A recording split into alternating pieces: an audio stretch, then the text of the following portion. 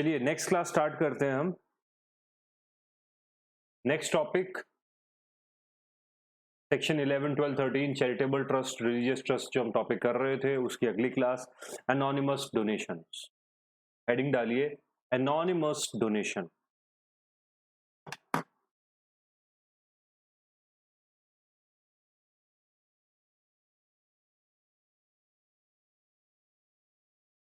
इस चैप्टर का एसेंस ही है, सबसे इंपॉर्टेंट टॉपिक ये anonymous donation. Section 115 BBC.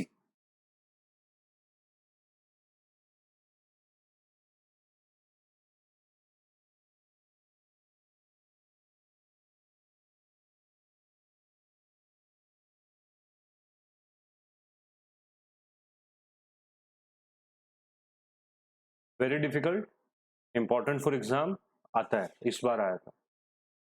If any such trust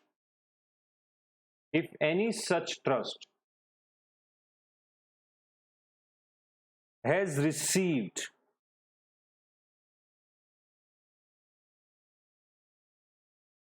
anonymous donations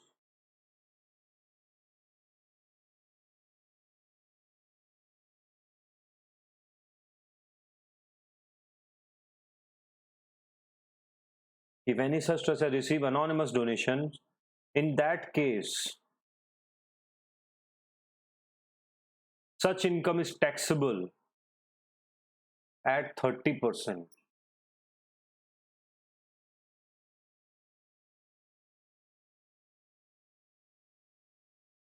However, exemption shall be given, important है ये line, exemption shall be given up to 5% of total income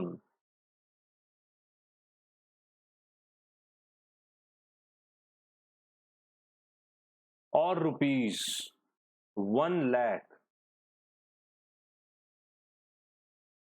whichever is higher.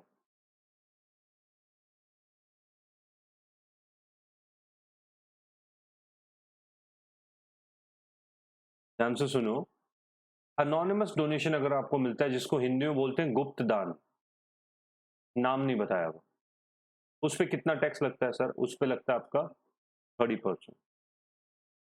ठीक है, खाली गुप्त दान anonymous donation का tax कितना है?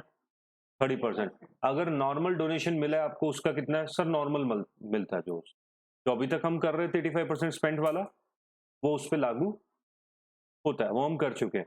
अब उसी डोनेशन में जो गुप्त दान या अनोनिमस डोनेशन मिलता है, उस पर कितना लगाना है? 30%। बट उसमें कंडीशन लगाई, however exemption shall be granted up to 5% or rupees 1 lakh, whichever is higher. Bracket में लिखो, very important line, this exemption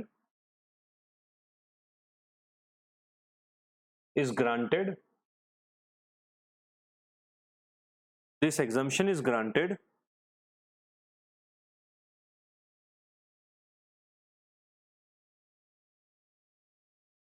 from 30% taxability.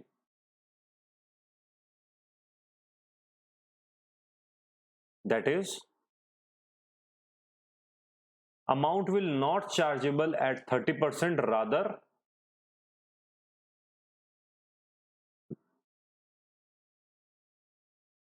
the exempted amount will be treated as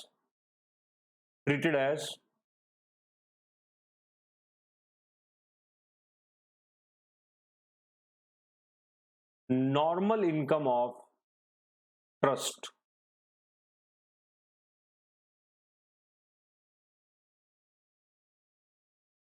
simple भाषा में बताया जाए, इन simple words लिख लो, और difficult है लिख लो, in simple words, this exemption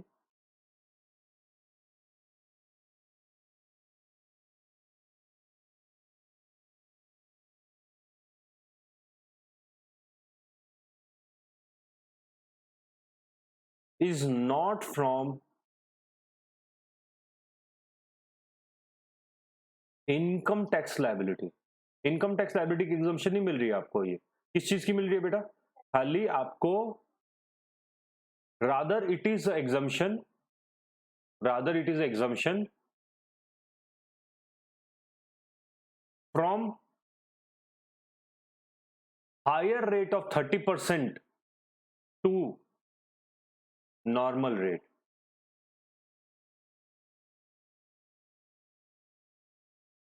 बच्चे यही गलती करते हैं ज्यादा से ज्यादा। क्या समझ आता है, लैंग्वेज से समझ आता है कि जब भी एग्जाम्शन का मतलब होता है, हमेशा लगता है इनकम टैक्स एग्जाम्शन मिल गई। बट इसमें यह बोला गया कि सर अगर आपकी कोई भी अनोनिमस डोनेशन है, उस अनोनिमस डोनेशन का टोटल इनकम का, ये टोटल इनकम, इसमें से मैं कहता हूं 5 लाख अनोनिमस है, 100 लाख में से 5 लाख अनोनिमस है, तो इसका मतलब इसको दो पार्ट में बांट लू, 95 एंड 5। इस 5 पे 30% लगता है और ये नॉर्मल पे लगना है। यही हुआ है, यही हुआ है। और इस 5 को तो लगना है 30% पे। एग्जम्पशन किस चीज की मिली है कि जो भी एग्जम्प्टेड अमाउंट आप कैलकुलेट करते हो फॉर्मूला से, वो फ्री फ्रॉम इनकम टैक्स नहीं होगा, रादर वो यहां आ जाएगा नॉर्मल इनकम में। एक दो बार फिर से समझ लो, रादर वो नॉर्मल में। एक एग्जांपल लेते हो, सपोज 1 लाख रुपया आपका फॉर्मूला से कैलकुलेट होता है यहां पर एग्जम्पशन का अमाउंट, तो फिर नई कैलकुलेशन क्या बनेगी? 100, 96 एंड 4। आई थिंक अब समझ आ गया। तो 4 पे 30%, 96 क्योंकि नॉर्मल इनकम है आपकी 85% का। कॉन्सेप्ट जो भी लगेगा आगे वो लग जाएगा, क्या खर्च किया पता चल जाएगा। इजी। नोट्स के लिए हाथ रुके ना, ठीक है, आगे चलते रहो, लिखो। एक क्वेश्चन करते, एग्जांपल से समझ आ जाएगा। A trust has total receiving of 100 lakh,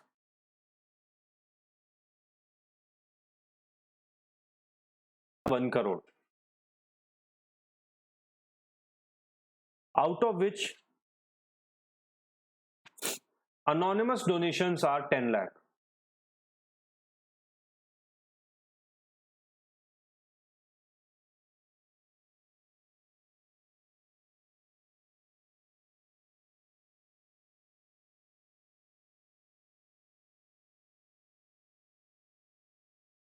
Out of which anonymous donations are 10 lakh. Show the tax treatment.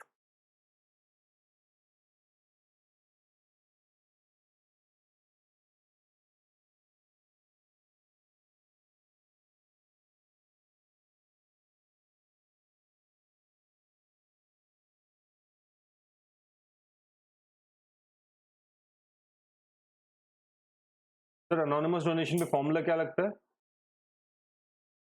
हाँ लिखो फॉर्मूला कॉपी में, करके दिखाओ।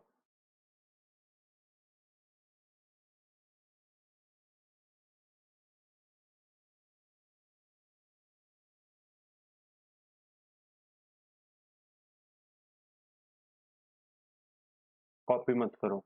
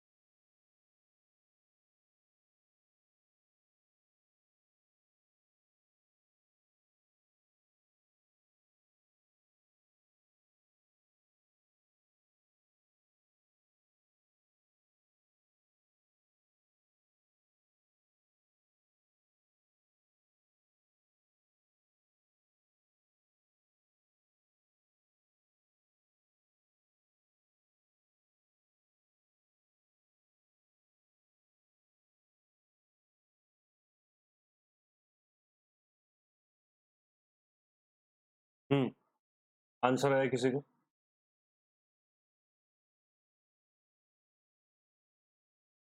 How much is the amount which will be taxable at 30%?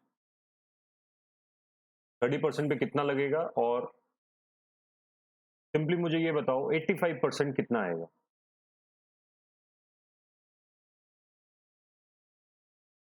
कितने का निकाला आपने ये?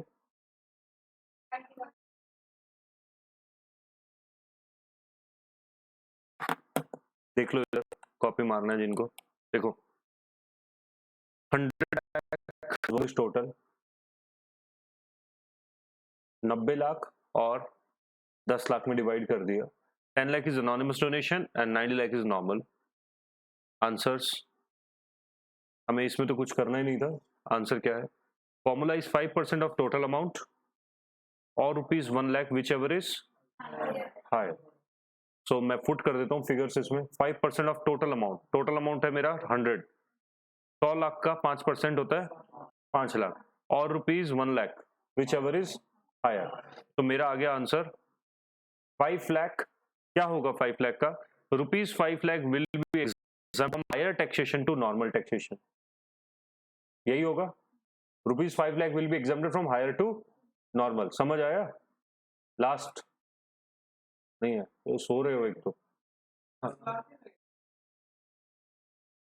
10 लाख पे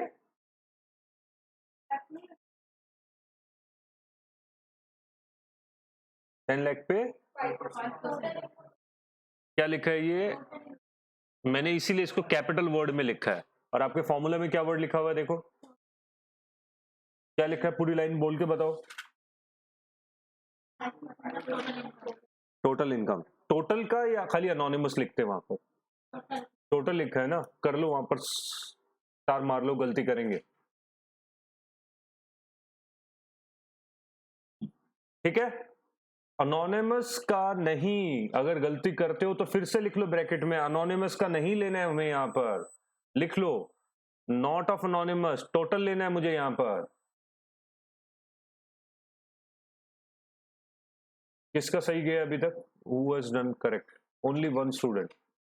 2 यहां तक ठीक है, जितना दिखा है सबको 3 बच्चों को। यार चलो ठीक है, बट मेजोरिटी ये गलती करते हैं। आप ये टोटल वर्ड को ध्यान रखो, एग्जाम में लिख लेना होगा। फिर से दोबारा, कोई और डाउट है किसी को? यहां तक पूछ लो। चलो तो 100 lakh 5%, 5 lakh 1 lakh whichever is higher, that is 5 lakh will be higher, ₹5 lakh will be exempted from higher taxation to normal taxation। हाँ जी ठीक है, पक्का। क्यों आया 5 लाख? टोटल का 5% टोटल था 100 लाख। फिर से दोबारा बनाना पड़ेगा हमें क्योंकि वो तो ऊपर चेंज हो गया। तो सर 100 लाख मिला, 100 में से 90 था मेरा नॉर्मल में और 10 था मेरा अनोनिमस में। 10 में से 5 एग्जम्प्ट होके नॉर्मल में आ गया, तो 90 प्लस ये 5 तो इधर से आ गया मेरा। 95% नॉर्मल और 5 लाख अनोनिमस। तो अनोनिमस का टैक्स कितना आ गया? 1.5 लाख। और नॉर्मल का जो आप बता रहे हो 70, spend 85% of this to save the tax। अब आप इस 95 लाख का 85%, 80 लाख अगर इतना खर्च कर देते हो, सेव कर सकते हो आप टैक्स को।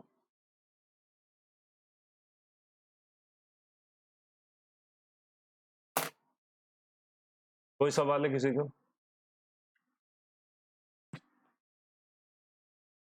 आगे बढ़ते हैं।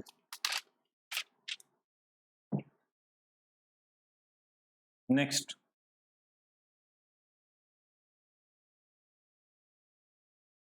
तो ये थोड़ा सा मुश्किल वाला था क्वेश्चन। आगे बढ़ते हैं।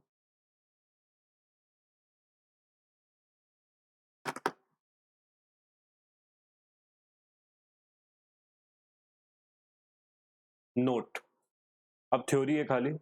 अ trust is allowed to save more than 15%,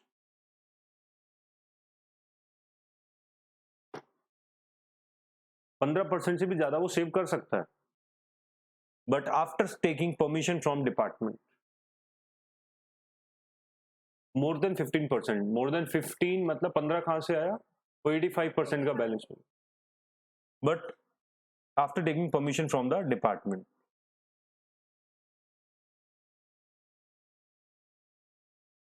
But the amount should be invested in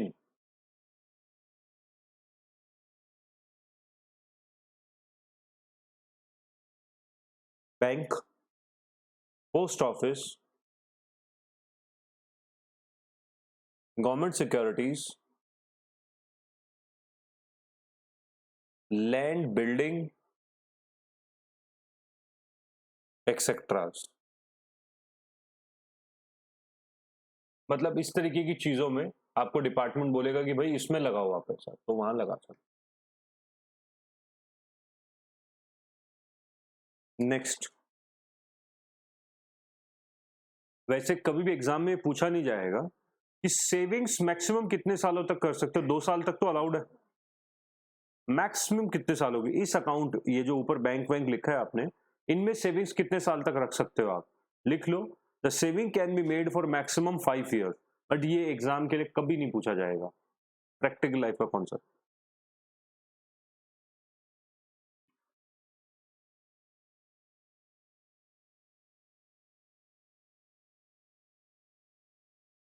okay, section 13.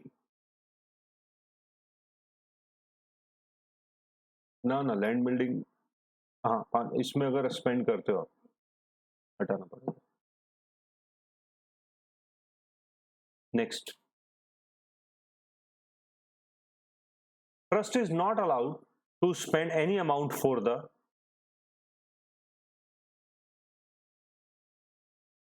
welfare of trustees,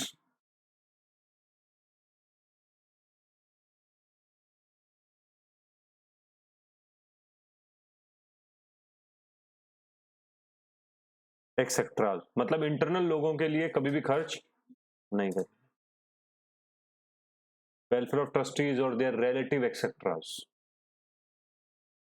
relative कौन कौन होते हैं, इंडिविजुअल खुद, spouse of individual, brother sister of individual, brother sister spouse of individual, LA LD, spouse of punch mention number from point 1 to point 2 to 6. याद है gift chapter में करते हो, ठीक है. LA LD of the house of individual etcetera.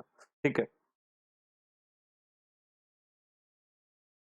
क्या trust exclusively women के लिए हो सकता है, चिल्ड्रन के लिए हो सकता है, हो सकता है. एक्सक्लूसिवली ट्रस्ट किसके लिए होते हैं, वुमेन के लिए भी होते हैं ना. नारी कल्याण जो ट्रस्ट बने हुए हैं बहुत सारे, लिख लो.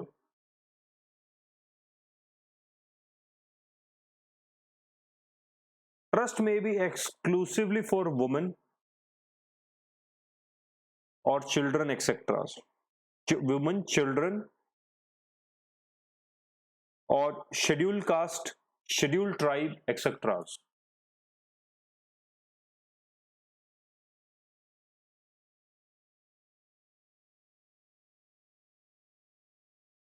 note next, if the total income of trust is exceeding exemption limit,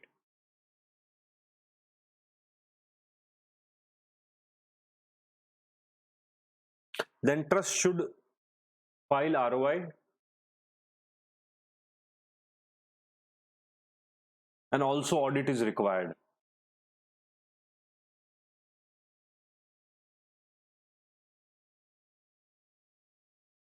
charitable purpose क्या होते होंगे आपके हिसाब से, चैरिटेबल पर्पस लिख लो. रिलीफ टू पुअर, गरीब को कुछ रिलीफ देना, relief to poor, spread of education. बहुत सारे public school spread of education में आके बहुत पैसा बचाते हैं, बहुत सारे पब्लिक स्कूल, और गवर्नमेंट से फ्री की जमीन भी बहुत सारे अलॉट करवाते हैं. Medical relief, preservation of environment, common monuments etcetera.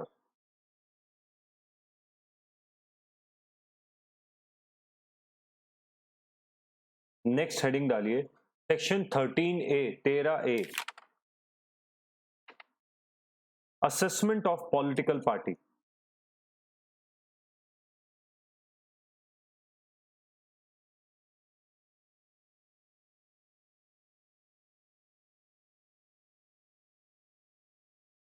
If a political party has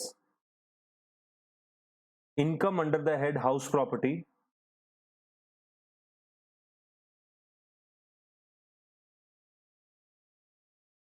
comma capital gains, comma other sources,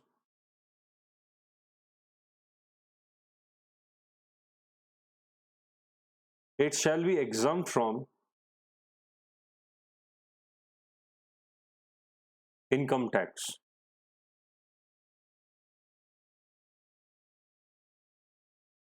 But any income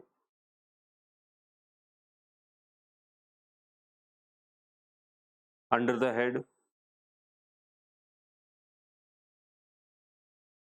business profession of political party, उनको अलाउड नहीं है ना बिजनेस करना पॉलिटिकल पार्टी, उसको any income under business head of political party will be completely taxable.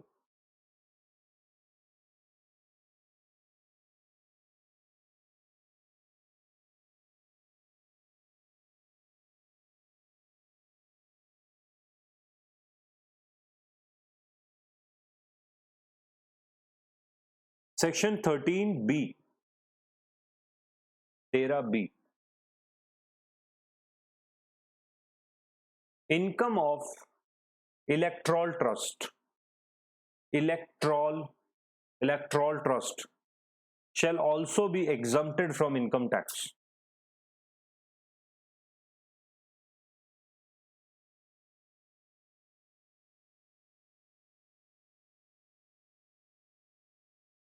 ठीक है, electoral trust क्या होता है? Electoral trust means such trust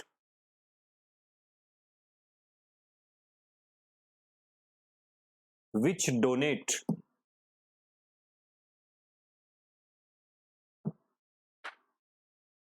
at least 95% of its total income to the political parties. Okay बच्चों, इसी के साथ ये टॉपिक खत्म होता है, आज की क्लास आपकी खत्म होती है. Thank you very much.